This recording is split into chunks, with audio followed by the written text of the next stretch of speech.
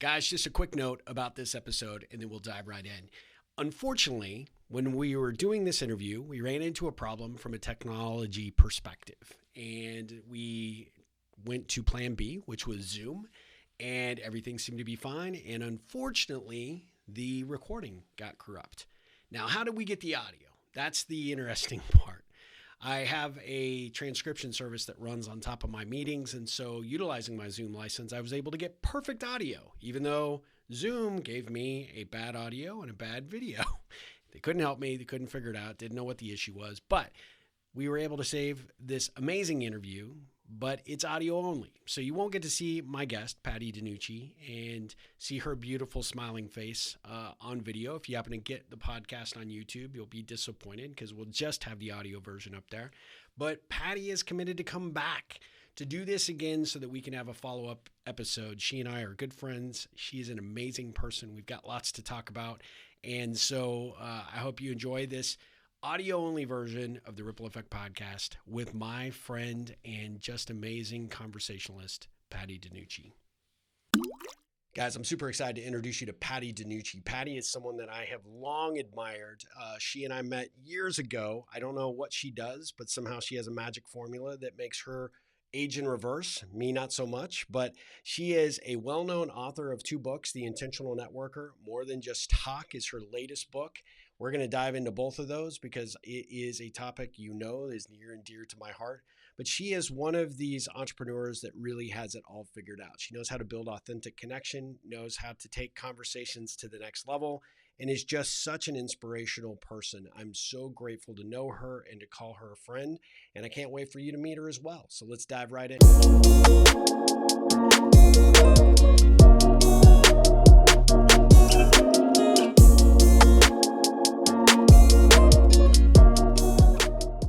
I like this better because it airbrushes my thing. You do not need that. Let me tell you. Is that audio better? It's better, yeah. I said in your intro that I've known you a long time, but somehow you age backwards and I keep aging forwards, which is, well, I call that total bullshit. You are being very kind. Thank you. Thank you. Well, guys, I am super excited for you to meet Patty DeNucci. Many of you probably know her. She is someone that has a great reputation for being able to build a network of authentic individuals and to have really deep, meaningful conversations. So I'm super excited, Patty, for you to join the Ripple Effect podcast. How are you doing? I am great. And thanks I know it's taken a couple of tries, but here we are.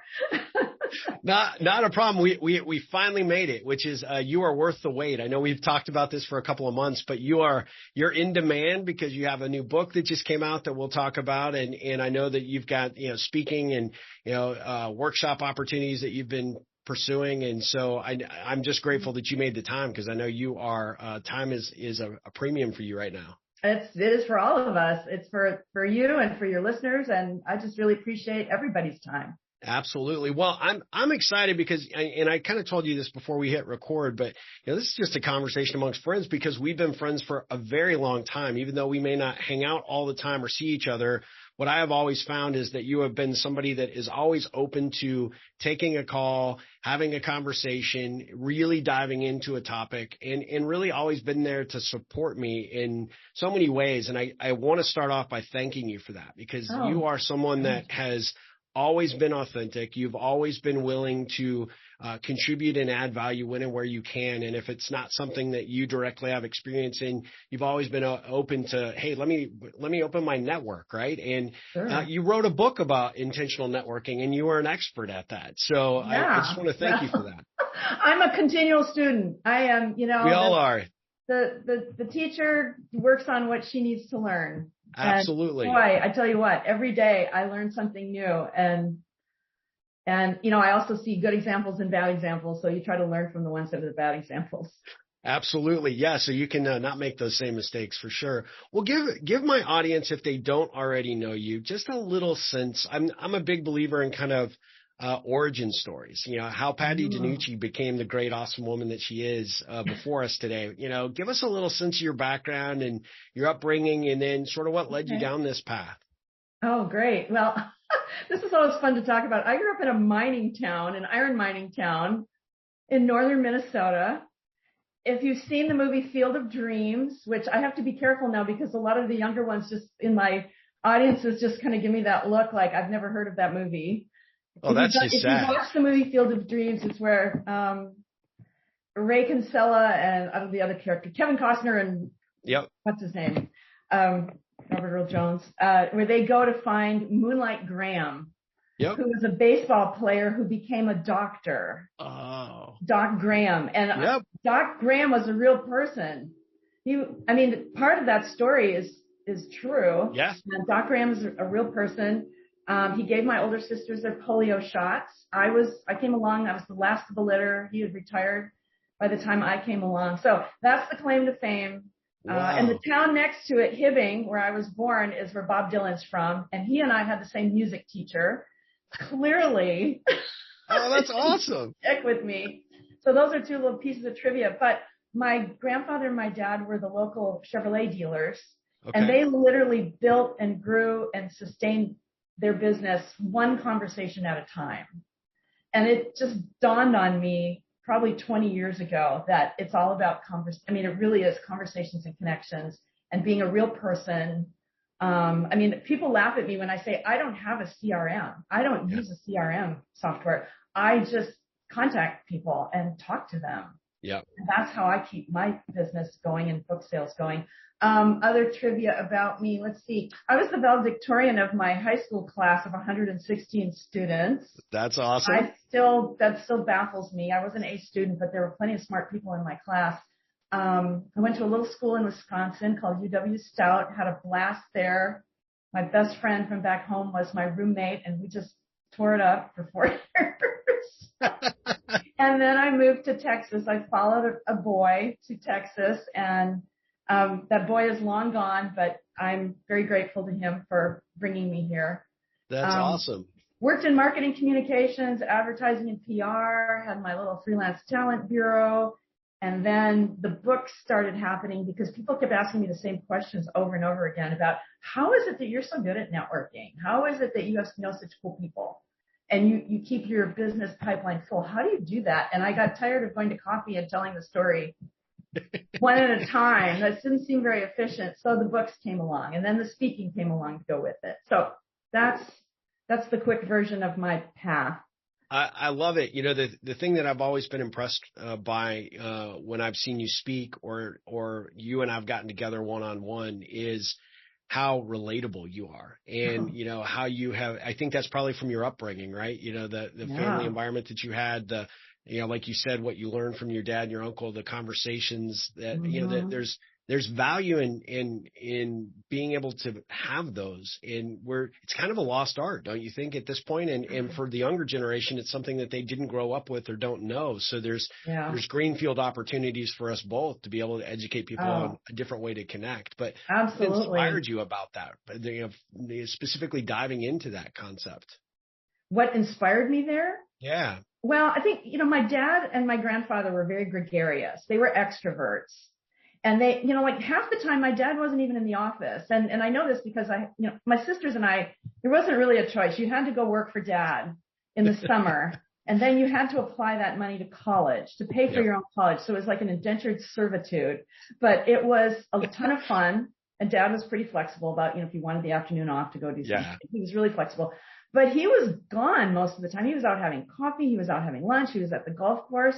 And I'm thinking, does he ever spend any time in his office? And, I don't know if you know Don Christian, who's the president and CEO of Concordia University here in town. If you don't know him, you should know him. He's a great. I don't, but maybe you can introduce me. I sure will. And his thing is work doesn't always happen at your desk. That's right. And so dad and my grandfather are very gregarious. They're talking to people all the time, whereas my mom was more of an introvert, but she was super gracious. I mean, my friends from high school remember how kind and welcoming my mom always was when they, pile of friends home, and mom's just kind to everybody. And so and I'm a little of both of them. I'm an ambivert, so I go back and forth. So I can, work a party really well, and then I have to go home and read a book or paint or do decompress outside and look at the birds. So, but I had those role models, and not everybody does. And right.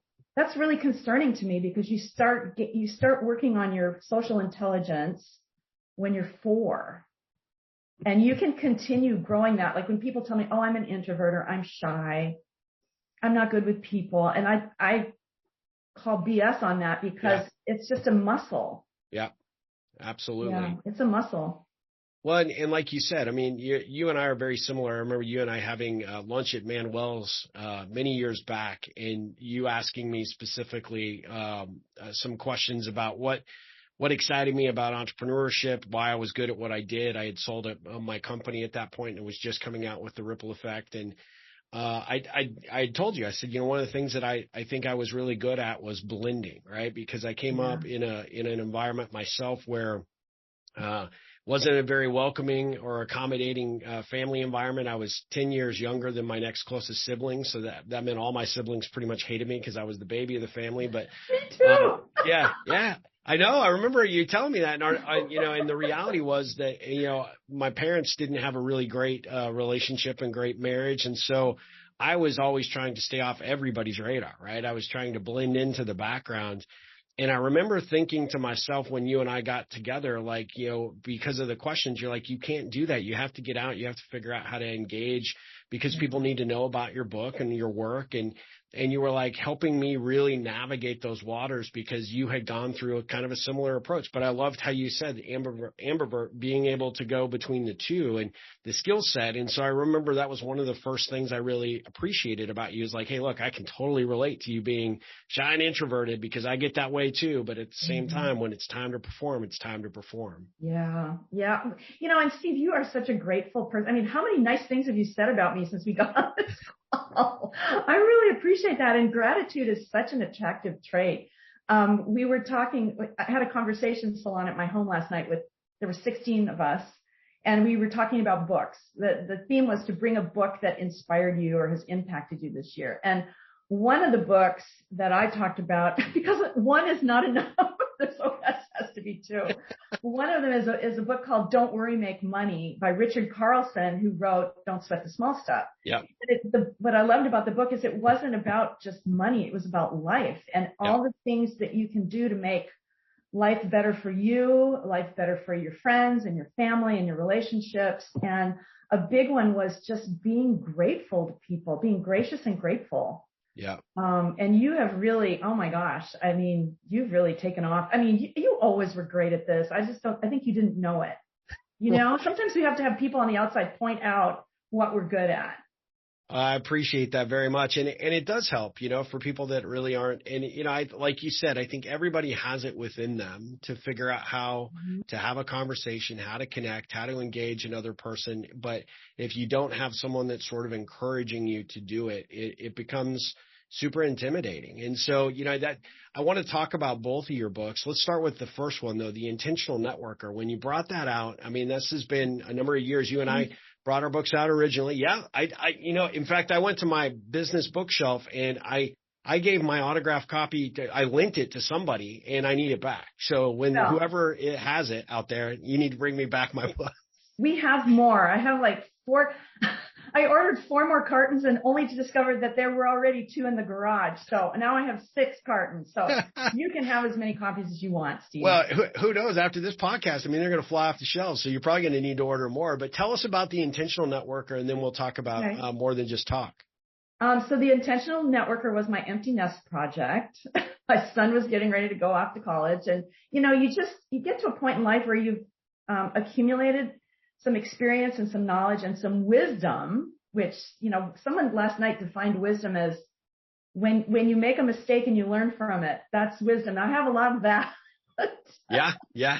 And people, like I said, people kept asking me the same questions over and over again about networking. Like, how do you do it? And how, I get so tired at networking events. How do I do it? How do I cope with all that? And so, The Intentional Networker is a book about networking better, not more. And It's about doing what matters for you based on whether you're an introvert, extrovert, or ambivert. Yeah. Networking as the unique, authentic person you are, only better, only your best version. And I talk about, like, I remember when it first came out and some of my friends were reading the book and they'd call me and say, well, Patty, I'm on chapter 3 and you haven't talked about networking yet. And the first 3 chapters are about you, about getting your foundation clear. Yeah. So it's not just about, how do you shake hands and how do you work the room? Like, I don't even like that term, work the room, although I mentioned it earlier. You and me both. Yuck. And it's not that much fun to talk to people who are working the room either, because they're going to flash in and flash out and like, wait, we were just getting going here. Yeah. So the intentional networker is for anyone who wants to just network as an authentic human being with some polish, with some grace, with some professionalism. And it's not a long read. And you can, like both my books, you can jump in anywhere if you want. Go to the index, find the area that makes sense for you. What are you struggling with? Yeah, I love that. So that one won 2 awards. I'm very proud of that. That's awesome. Yeah. And so if I may, I'll go on. The second book, More Than Just Talk, which also just got. Oh, congratulations. Thank you. I worked my tail off on this book. This took me 8 years off and on to write. Without Susan Pretty, who's my friend and editor, she's done here. I don't know. It would have just been this cobbledy mess, but she helped me kind of organize it and put it all together. But More Than Just Talk is the prequel, because I kept getting the questions, but what do I say? I don't know how to have the conversation even. And I realized there was a big gap there. So More Than Just Talk is a prequel. It's a pretty thick book. People look at it and go, holy cow. And I just say, look inside. There is it's big font, tons of space, it's kind of workbooky. Yeah. But it's teaching us how to be better at conversation, how to enjoy more conversations, just have more that we enjoy, and escape or shift or manage the ones we're not enjoying. And as well as I do, getting in those conversations that are in this small talky loop and don't go anywhere, or they stall out and it feels awkward, or the other person talks your ear off and you can't get a word in edgewise. How to deal with I know a few of those people. We won't call them out by name. Oh gosh. Oh my gosh. The reason is, I think I learned a lot while writing that book. Talking is expressive and it's easier for your brain to talk. How many times do we open our mouth and we weren't thinking, right? Right, but right. Listening is hard because there's already the chatter going on in your mind. You're taking in more from the person who's talking, and then you're trying to juggle that in your reaction and your response and what am I going to say next? And it is tiring. So when people say, oh, it's so tiring, it can be. It can be. And that's why we have to recharge when we're done socializing. Yeah, I mean, it's a real physical activity, and for people that are consider themselves extremely introverted like I am, it is tough. But you have to have a strategy, right? You and I've sort of both recognized what works for us and what doesn't, and you have to lean into the things that do work. And like you said, when you go to an event, especially when you go to like a networking event, like you said, where you find somebody that's working the room, or you get that energy vampire that you just can't seem to get away from. You've got to have strategies to extricate yourself from those situations. You also have to have ways that when you do latch on to someone that really there's potential there, you got to have a game plan as to how to get that person engaged in conversation, because right now we're like deletion creatures, right? Social media makes it even harder. We're our attention spans are so short. Yeah. So when you can stand out and actually express interest in another person, they really stop and recognize that. And if you get something going, that's where the magic happens, right? That's where the real opportunity. And so I love the fact that you're giving some really good, solid guidance and advice about those things, both the positive and the negative, because really what you want to do is you want to get to those deeper conversations, because when you do that, that's how you build a relationship. When you build a relationship, they become part of your network. Yeah, absolutely. And I think questions, being caring and being curious about other people are 2 really important traits that if you don't care about other people, forget it. That's right. It shows, it doesn't matter. You will go nowhere if you truly do not care about other people. And if you're not curious about them, people have such amazing stories, and getting to those stories and showing interest in those stories is a big one. And I tell folks, we should not have called this I have an appendix in the back of my book. We shouldn't have called it the appendix. We should have called it a resource or something. It's conversation starting questions by category. Yeah. And it's just a place to begin.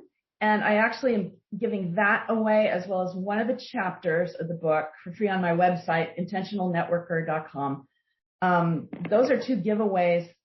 Plus there's a couple more on there, and I'm constantly adding to it that people have found so useful. Like, what do I say? It's really not what do I say. It's what do I ask? Right. And if you know this, if you start with some warm up small talk questions that are obvious to the environment, like what brought you here? Do you know the host? How do you, whatever. And then if you can roll into some basic questions and then ask a zinger, like, tell me about a teacher who influenced you and has helped you become the person you are today. Wow. Those are like showstopper questions.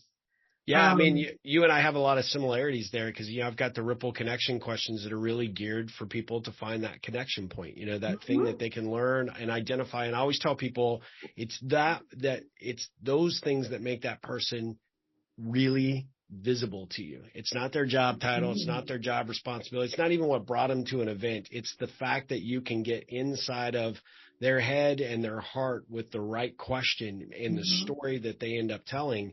It's magic. And that's what that opportunity is. And why do you think it's so hard, especially for the younger generation, to understand why that's such a critical skill to develop and understand? I feel like it's actually getting worse. I feel like the screen time, it literally, it makes my stomach hurt and it makes my heart hurt when I'm, Mark, my sweetie and I, we go to the gym and then we go to have lunch somewhere around here. And then we come home and take a nap. We're full of old people. It's actually awesome. It's like one of my favorite chunks of the day. But when we're having lunch, like if we're at Jason's Deli and I see a mom out with her child, preschool age, and she's on her phone. And that child is searching the room for some eye contact from somebody, anybody. It just kills me. It just hurts my heart. And I think when kids are on screens, I think they're not, I don't know about you, Steve, but, I had a feral childhood where mom kicked us out, after breakfast, you're outside. And all day, on your bikes, doing something. Always. We created our own little world, our own little society of people like, whose house is the best house for snacks? What's the best street to play 4 squares on? Whose house is the best one for hide and go seek? And, we handled our own world and kids don't have that. And I don't know. I think there are just so many factors, but even with grown-ups, this retreating into ourselves has been happening for all of us, all ages, since well before the pandemic. Oh, yeah, absolutely. It's like 2 or 3 decades we've been building up to this. And it's not just kids. I see older people too. I think people of all ages. I kind of watch for the people who are friendly, and I watch for the one where it's like, how can I make eye contact with that person at the gym and at least get a smile or a good morning from them? Sure. And some people, they will absolutely avoid any eye contact. It's really interesting. Yeah. Well, and it's really sad because, there's a lot of research that talks about the fact that if you can't figure out how to even have a conversation with another person, you have a stronger challenge ahead of you for building authentic relationships. And if you don't actually have authentic relationships in your life, your health can be significantly impacted, both your mental and your physical health. Yeah. Not having good, close personal relationships. And I'm not even just saying best friends, right? But just good work relationships, relationships with your neighbors, good relationships with your family, the people that you interact or spin in their orbit day to day. If you're not actually taking the time to build those relationships, it actually can impact so many aspects of your life. You can cut your life short. BYU had a study that said that basically it was the equivalent of smoking 2 packs a day, 2 packs of cigarettes a day in terms of the impact it could have on your physical health. And so it's crazy, but I was talking to somebody on another interview for the podcast, and it really is sort of surprising. We all know that this is important. We know that, especially now with technology becoming sort of this electronic leash, and yet schools all the way from elementary through to, universities, they're not teaching people how to interact or engage or connect. It's almost like, they do the opposite. You need to be quiet. You don't need to have interactions. There's no social aspects to learning. And you and I know from the research that that's so counterintuitive. Oh yeah. I mean, the Harvard study, oh, there's a name for it. It's been going on for 85 years. And they have followed people literally through their lifetimes. And the common factor in living a long, healthy, vibrant, active, clear-headed life is it's relationships. And like you said, it's not just those close relationships like the friends you've had your whole life. It's those little interactions at the grocery store, at the coffee shop. I mean, my oxytocin levels just went off the charts yesterday. I learned that in my neighborhood, the local Randalls on Breaker Lane closed the dry cleaner and they're shut down. And there was a lady that worked there named Gloria. And Gloria is the most friendly person on the planet. So I lost my Gloria fix. Oh, no. Yesterday I went to the other dry cleaners. She works there now. So we almost, I mean, we were both screaming, giving each other a big hug. And I just said, Gloria, you have no idea how happy I am that I get to see you again. Yeah. You know, on a regular basis, because it's those little conversations, the hello, good morning, the hope you have a great day. Yeah. That really makes a huge difference. And you don't recognize how important that is, not only to you, but to the other person. Like, no doubt you made her day by walking in, probably unexpected. And then, it's like instant reunion time. Oh, and gosh. now that's just pure magic. So you can actually see it as you told that story in your face. You just light up about it because it made a difference. It did. And conversely, imagine what it feels. I mean, we know what it feels like when you have a potential interaction and the other person doesn't interact, and it feels kind of like rejection. Yeah. Like during the pandemic, I'd be out walking in the neighborhood and, you know, which I do anyway, but I got to know more neighbors. I made more of an effort because we were kind of isolated. Sure. And there was this one couple that I swear they were taking the whole thing so seriously, and not that it wasn't a dangerous, you know, situation we were in, but they'd be 20 feet away from me and they would pull over onto someone's yard and turn their back on me because those germs might jump out of Patty's nose and, you know, travel 50. And I've had a visceral reaction to that. Oh, sure. It was, yeah. And so when we don't take the time to say hello or say please or thank you or show some sort of interest in other people, it's like rejection. I think, you know, there's the whole DEI thing, the diversity, equity, and inclusion. Yep. You know, accepting all people. I think, can we start with just being polite and kind and acknowledge people in our presence? That would be I mean, it's not hard, but it's critical. It's so critical. Mm-hmm. I totally get that. It blows me away how people don't understand or appreciate that, and how we don't put enough emphasis on it. And, you know, when you do and you realize, gosh, you know, that was a great experience. Well, let me do it again and let me do it again. And, you know, next thing you know, to use my kind of terminology, you've created a positive ripple in everybody's lives, and that ripple continues and it makes a difference. Yeah. And the whole ripple thing just is so true. When you give a kind word to somebody and you brighten their mood, they're going to pass it on. And, you know, again, as if we're going to look at the opposite, if you either ignore somebody or you're whiny or complaining or negative, that also, it travels something like 4 or 5 people beyond you. You know the science on that. But it is definitely, it's a thing. It's a thing. So what kind of ripple or light are you going to shine? That's right.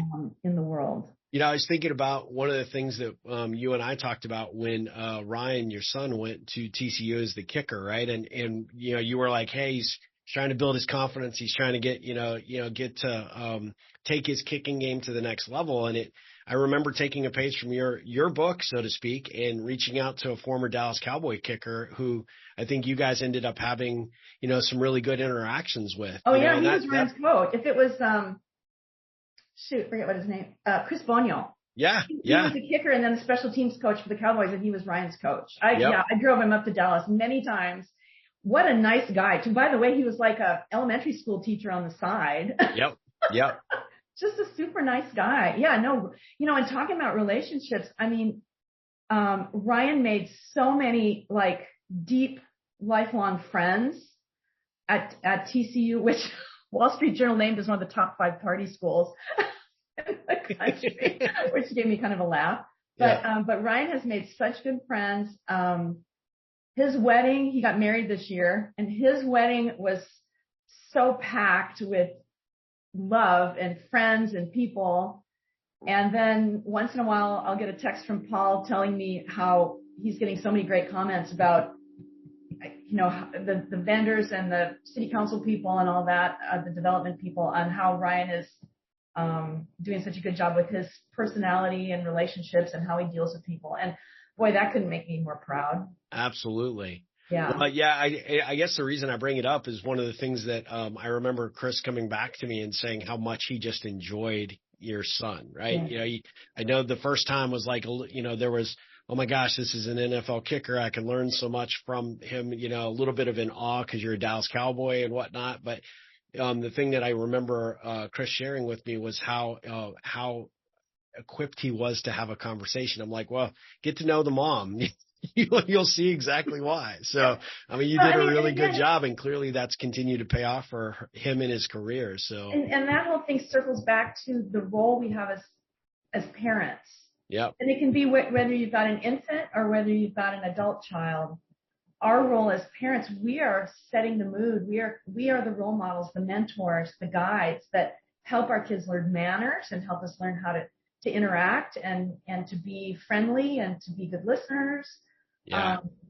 I will say at our dining room table, we kids were told quite a few times, like, pipe down, act like a lady, stop acting like a bunch of hooligans. That was one of my mom's favorites. But they also, I think, were really proud of us on how we didn't have any shortage of friends. Yeah, that's awesome. Yeah. Well, I'm just totally in awe of what you are doing and the work that you put forth in give the audience just a little sense of the approach that you take to getting these concepts out. I mean, the book is just a vehicle, but really the strength of what you do is your keynotes and your workshops and coming into organizations and facilitating opportunities to take a deeper dive in your work. So share a little bit about that. Well, I've definitely done the keynotes. I don't do as many keynotes now. Those are a ton of fun. They're also a ton of work, and there's a lot of pressure. And I think a lot of keynoters are true performers. And I don't mean that in a bad way. I mean that they are made for the stage. And I really don't enjoy a bunch of lights shining in my face. And I like to be able to see the people, and sometimes you can't. You and I are a lot like that. Yeah, but I've done it, and it's really fun.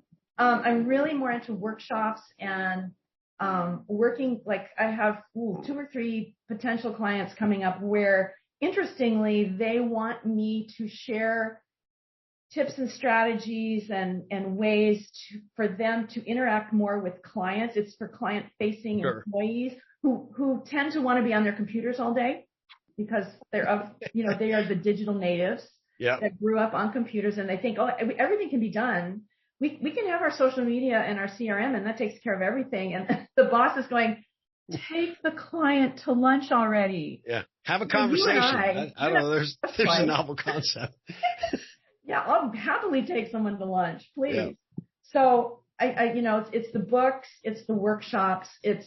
I put out a blog. I'm trying to blog once a week. Sometimes that's hard, but I try to do my best. I get on social media some, but, honestly, I am really grateful just to be gathering in person again. Yeah. Because you see people in 3D, you get to experience the energy. Yeah. You get to move around a little bit. Well, we're definitely long overdue for a face-to-face and a hug, right? Oh, yeah. Yeah, we definitely need to do that. Well, if you're game for it, I've got some Ripple Connection questions that I'd love to just give our audience a little bit more insight. So if you're good with it, I'll throw these out there. What is the best piece of advice you've received, and how have you used it? Oh, well, there's 2, but the main one, I will stick with one. The main one was from my mom, and it's, here I am late. It's interesting. Later in life, there's this thing that helps you go back and remember, why do I do this? Why do I live this way? Yeah. And my mom's advice was, it doesn't cost a penny to be gracious. Yeah. It doesn't cost a penny to be gracious. So it's helped me get through some difficult situations, some tense situations. It's helped me be more friendly, more kind, more grateful. I love that. It's a big one. Well, you said there was a second one, so now you teased it. So you got to tell us the other one. The second one, the second one is Time Wounds All Heals. Time Wounds All Heals. And that's from my last real boss, who's no longer with us, which is very sad. But she owned the advertising and PR agency where I worked for 8 years. And she just believed that, if you're a jerk, it comes around. People Karma. remember. Time Wounds All Heals. I love that. That's fantastic. Thank you for sharing that. What have you learned? Because I know you've been super successful in almost everything you've ever done, but I mean, I know failure had to play a role at some point in your life. So what did you learn from that failure? Oh boy. I think one of my biggest failures, oh God, honestly, there's a lot of, first of all, I'm terrible at push-ups. I'll never be good at that. I'm trying, but I'm never going to be good at it. A big failure. I was giving a presentation to a group of salespeople, and I was led to believe that these salespeople were truly leaders, like they were running pretty big operations within the big context. And really, what these leaders had been told they were leaders to make them feel good. It was a feel-good company, not just a company that expected performance. So my presentation was geared it was geared differently for what it should have been. And part of it, I think, was the client didn't really give me the right info. I didn't have the right perspective, but I'm smart enough. I could have shifted on stage, and I didn't. And my energy wasn't good. And the client wasn't happy. I think there were people that were like totally puzzled by some of the hypothetical questions I threw out there. They didn't understand them. And it was just a disaster that rolled downhill really fast. And as a result, I gave them my feedback. I gave them a full refund because a friend of mine had had a similar situation and she'd done the same thing. And she said, Patty, just give them their money back. Just give it back to them, walk away. And sooner or later, it'll come back to you with karma, but at least your conscience is clear. And so that was a huge mistake. So I learned that you have to be able to pivot on stage or in front of a group and love them where they are. Love them where they are. Oh, that's great. That's a great piece of advice. Yeah. What in your opinion? That was a bad day. Oh, well, those happen, right? And at the end of the day, it wasn't all your fault, but I love the fact that you made it right regardless. And that's positive. And you're right. I mean, you are, that karma will come back around in a positive way because you did it. So, well, and even if it doesn't, my conscience is clear. Yeah. I would have felt really icky keeping that money. Yeah. Yeah. What do you view as the most important thing in life? Well, relationships. I think humanity. I think our humanity, being kind and friendly and acknowledging our fellow humans, because, it doesn't matter if we save our planet and we have no humanity. Yep, that's right. If everybody's on their screens and our planet's green, that's still not the right world I want to live in. I hear you. Absolutely. Well, you touched on this earlier, and I'd like you to explain what it is in case somebody's not familiar with the salon concept. But in relation to that, what was one of the books that you heard last night that you're super excited to dive into? So first, what's the salon concept, and then maybe share a book that you're anxious to go off of a recommendation on. The salon concept is usually associated with the French, but the Italians actually started it in the 16th century, and then the French adopted. And it's a gathering of people with a fascinating host or an inspiring host, which I'm happy to take that role. Yeah. And it's a gathering where you talk about specific topics. You don't just show up and chit chat about, what's going on with the PTA or whose yard needs some work in the neighborhood. It's not gossipy. It's not networking. No one's promoting anything. And it's facilitated conversation with good questions to get things going. Yeah. And I will tell you, the energy level in my house just goes, I'm surprised the roof doesn't levitate right off because it's just so cool. And I've been doing these, I started doing them in around 2013, I think, and took a little hiatus while I was doing more speaking, and of course the pandemic shut us down. But I last night was the third one I've done this year. That's awesome. It's always 16 women. So, but it's gathering for the specific purpose of talking about bigger stuff. Yeah. So last night's theme was books, and oh my God, there were so many good books. One that it's an old book. It's from 1928, and it's called The Word is Your Wand. And it's a public domain. Have you heard of that book? No. It's by Florence Scovel, and you can hear it read on YouTube. You can get a Audible of it. You can get a PDF of it. Of course, you can actually buy the book wherever books are sold. But it's a thin book, and it's about how important. It's sort of like if you've read the book, The Four Agreements. The very first agreement is be impeccable with your word.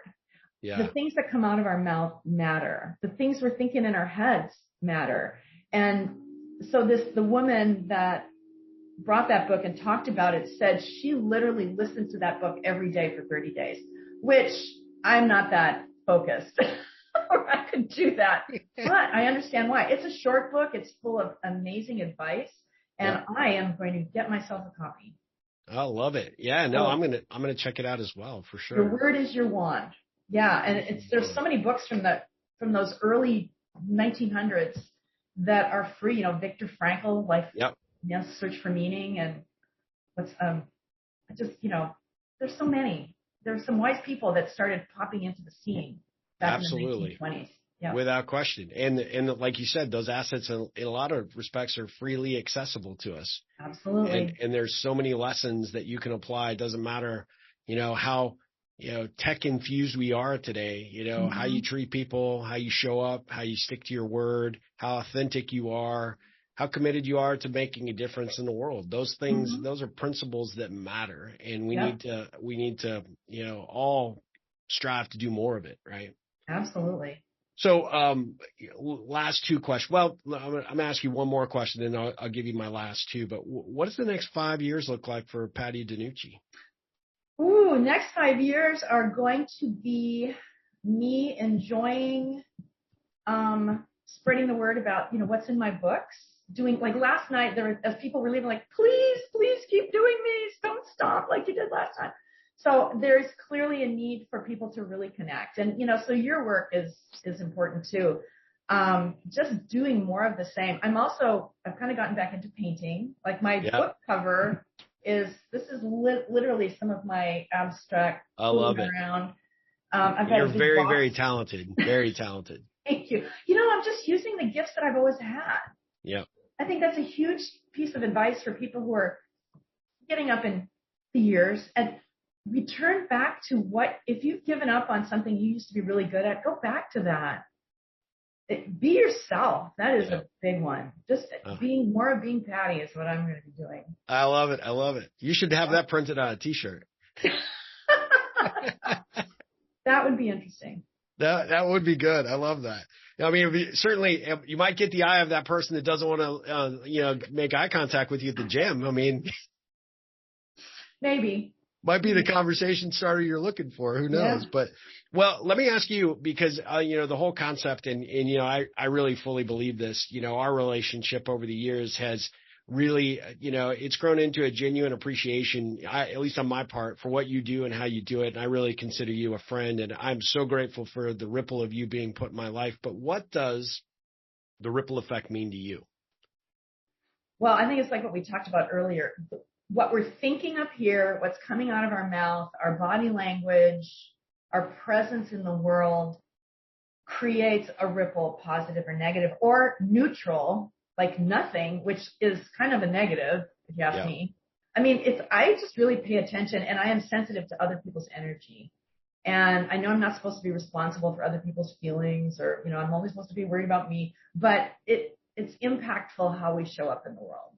I agree. And what kind of a world do we want to leave to Keith Richards? Yeah. Really? Yeah. I love that. What? No, I love the whole concept. I mean, if you hadn't come up with that, I would have totally stolen. It is. We do create a ripple. Yeah. And you know what?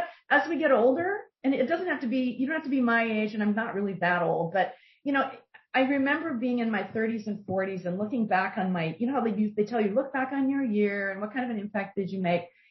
And I remember when I was doing copywriting for companies and writing their brochures, and by the end of the year, the product no longer existed, the company no longer existed, and it didn't feel meaningful. Yeah.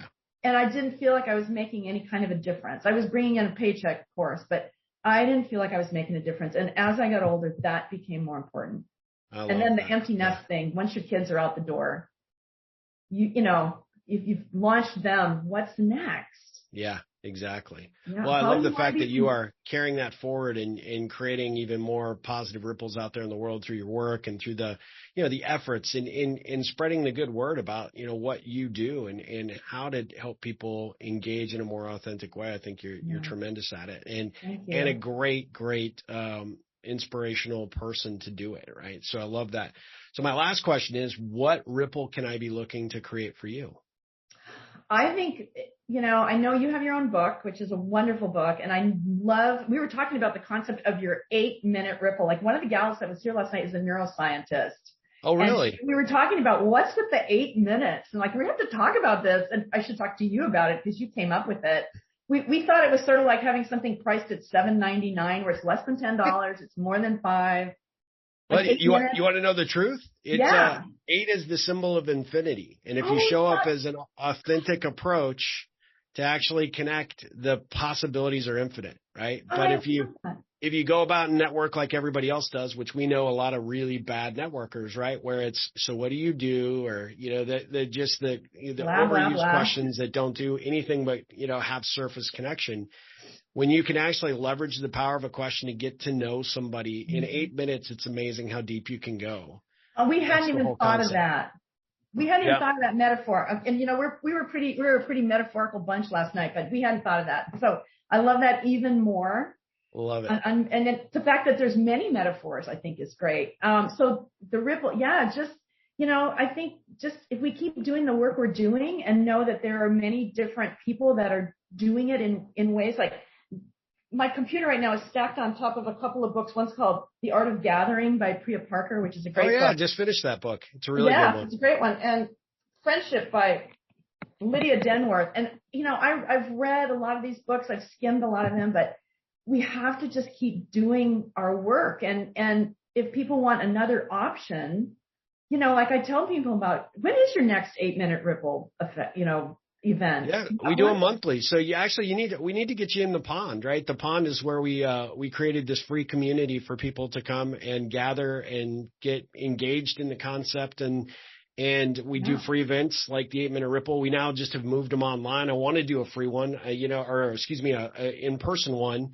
But these are free. And so we do them over the course of a lunch hour and once a month. I don't know the date in October, but you know, you can always check ripplecentral.com /the pond or pond, just POND, and you can get signed up and then you'll get notified every time we do them. Well, I do remember going to one when it was at Soma Vida, and that's you went to several, I think, over the years. Yeah, and I remember enjoying them very much because I think when you create a spirit of a certain thing, you attract the people. Like my salons are really attracting people that are really good conversation participants. And I've had a few people approach me and I can tell right off the bat, I'm sorry.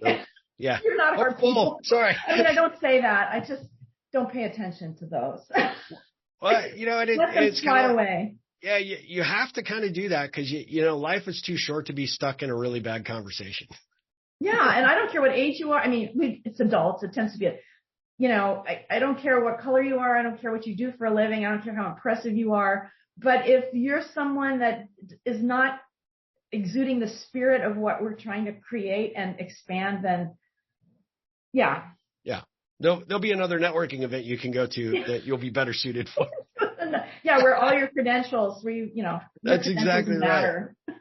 Well, Patty, how do you want people to follow you? Is there a particular handle on social media, or give us your web address so that everybody knows how to get there to get copies of the book?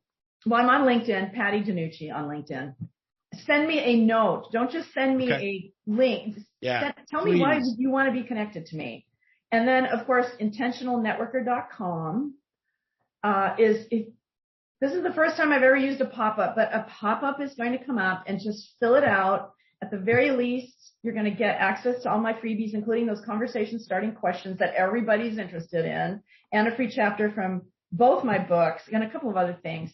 And then if you don't like my blogs popping into your inbox once a week, which they're usually filled with some pretty good stuff, just unsubscribe. But yeah, that's how you can follow me. And my books are available wherever books are sold, online. And then they're literally on the shelves down at Book People downtown. So, and Book People has been they've been very good to me. So that's awesome. Yeah. Well, Patty, I'm so grateful you took the time out of your day. I know you're super busy, but I appreciate you making time for, us to get together and have this conversation. I can't believe it took us this long to do it, but we're going to definitely have to do a follow-up because we have so much more we could go into. But I know my audience is going to absolutely love this. I encourage everybody to go out and find Patty's books, get them both, and then, seek her out so that you can learn more about the salon. If you have an opportunity, obviously you want to be a good conversationalist and you want to impress her so you can get in, but it'll be worth it. I promise. But, we have to start where we are. Absolutely. No negative energy. That's a big one for me. Yeah. No negative energy, and no trying to be so impressive that you're the smartest person. Because we know if you're the smartest person in the room, pretty soon you're going to be the only person in the room. That's exactly right. Yeah, that's great. I mean, that's a great point. So I highly encourage everybody to check out your work. And Patty, thank you so much for being here. And as always, we'll be back with another episode of The Ripple Effect very soon. But until then, Patty, ripple on. All right. You too, Steve.